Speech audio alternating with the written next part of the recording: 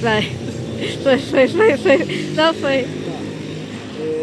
Qual é a flor que você mais vende aqui pro cemitério? Pro cemitério, o que eu mais vendo são as rosas brancas e depois os girassóis junto com as rosas vermelhas. As rosas brancas são bem procuradas. Qual é a história que mais te chocou aqui no seu trabalho? Me chocou duas histórias de duas crianças. Todas as histórias chocam, né? Porque a morte, ela deixa a gente sempre triste. Mas uma morte que me deixou muito estarrecida e triste foi uma morte que agora está passando até na televisão esses dias. Uma criança de 4 anos que morreu de tiro ali no morro.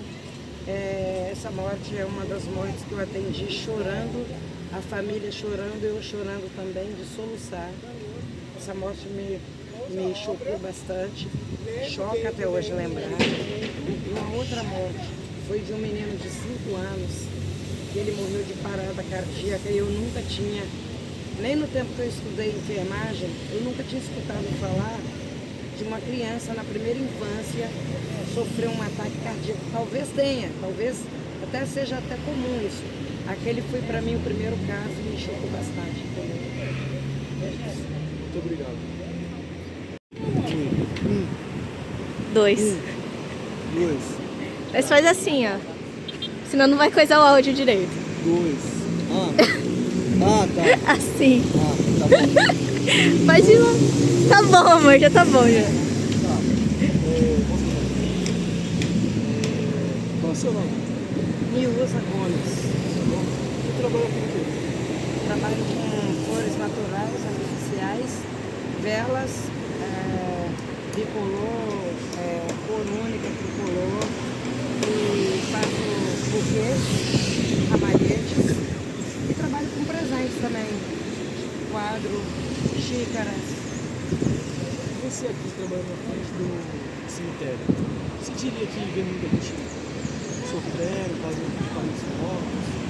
Muito sofrimento.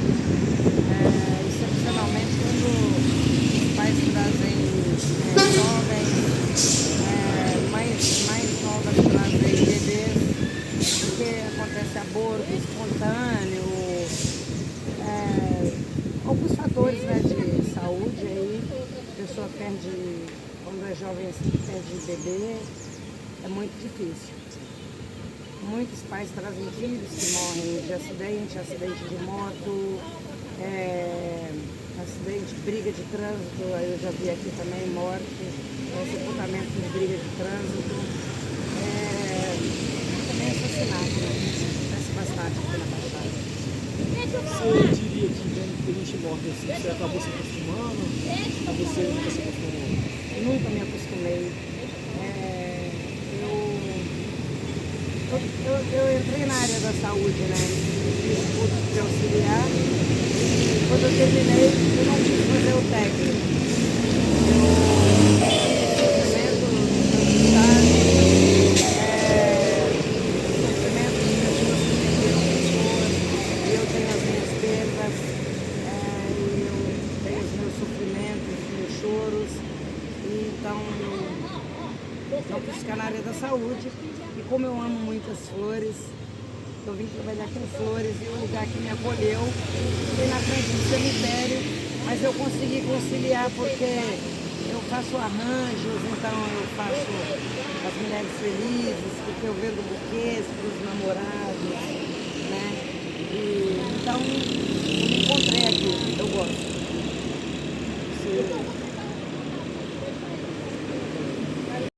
Começar seu nome, Nathalie Reinaldo, idade, 42 anos. Não parece, né? não. E quanto tempo você está trabalhando na psicologia? 7 anos. 7 anos. E no início da sua carreira, você lidava com morte, lidou, como é que foi pra você? No início da carreira, os casos que eu mais peguei foi ansiedade, depressão. Tive alguns de morte, mas foram poucos. Mas foram mais ansiedade, depressão no trabalho, família, casamento, mais questões familiares mesmo. E durante seus anos de atuação, você lidou com bastante paciente de morte, como eles reagiam, como eles agiam também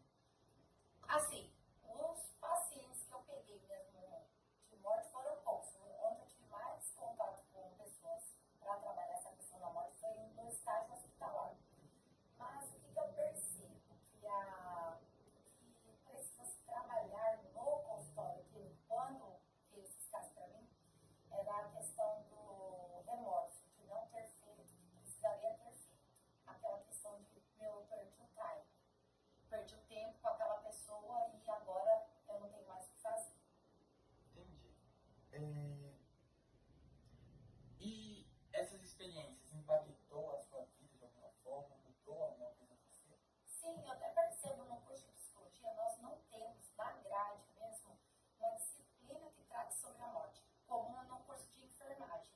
Lá eles têm um que chama tanatologia, que é o estudo da morte, como preparar o outro para a morte. Aí, nesse estudo, o que eles tratam? Que é interessante a pessoa da família, vamos colocar assim, aquele que é o provedor da família, o pai ou a mãe, chegar para os membros da família. Vou dar um exemplo de uma família tradicional, pai, mãe com filhos.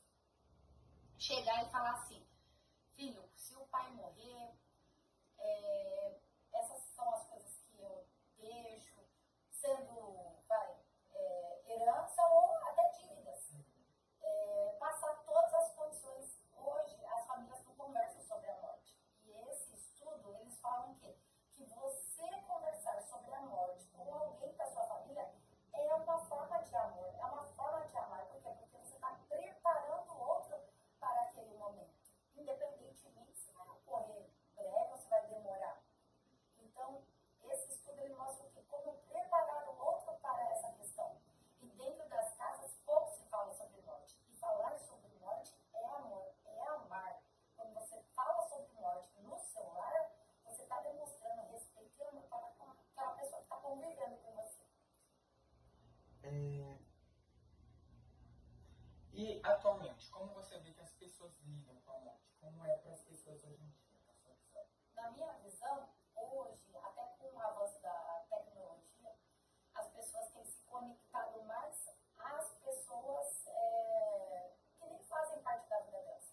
Elas acompanham pessoas que vivem vida de outras pessoas, acabam não se olhando e nem olhando para quem está próximo. E aí, quando vê o tempo passou, poxa, meu pai ficou velho, minha mãe ficou velha, a gente acaba não percebendo que o tempo passa. E a gente só tem essa vida para gastar. Como tem uma frase que fala assim, se não houver outra vida, será que eu vivi essa? Então se perceber o tempo, estar com essa consciência plena de olhar o outro, de poder conversar com o outro. Se for ligar para falar um eu te amo, mandar uma mensagem, que seja consciente, que não seja uma coisa no piloto automático. Se for para estar com o outro, que esteja olhando, conversando, sentindo o cheiro, percebendo tudo. E hoje essa é uma das maiores dificuldades. Por conta também da celular ou da rotina mesmo, a rotina frenética que as pessoas têm levado, tem feito com que perdesse conexão de pele, mas com muitas conexões. Então as pessoas estão com muitas conexões, mas sem conexão. Entendi. E na sua trajetória, o que a convivência com a morte te ensinou ou fez repensar sobre a sua própria existência? No caso, é isso que eu falei, né? De perceber a vida, perceber o que você tem. Então, o maior presente, a maior herança que eu recebi hoje, é o meu hoje. Se eu não viver ele de uma forma adequada, aproveitando, desfrutando, seja olhando para o céu, seja com contato, seja no que eu for fazer, que eu faça a consciência, que eu faça sabendo que eu só tenho hoje. Amanhã ele pode vir, mas ele também não pode. Eu não consigo acrescentar uma hora à minha vida. Você fala assim para você, daqui uma hora eu vou fazer isso. Quem disse que eu vou? Não tem como eu ter certeza. Então, o que eu tenho é esses momentos, esse dia. Então, eu vou aproveitar e vou viver da melhor forma. E tentar, eu acredito que a palavra mesmo é sair do piloto automático. E sentir a vida. É isso que eu busco, sentir, viver mesmo, de verdade. Legal. Então, eu acho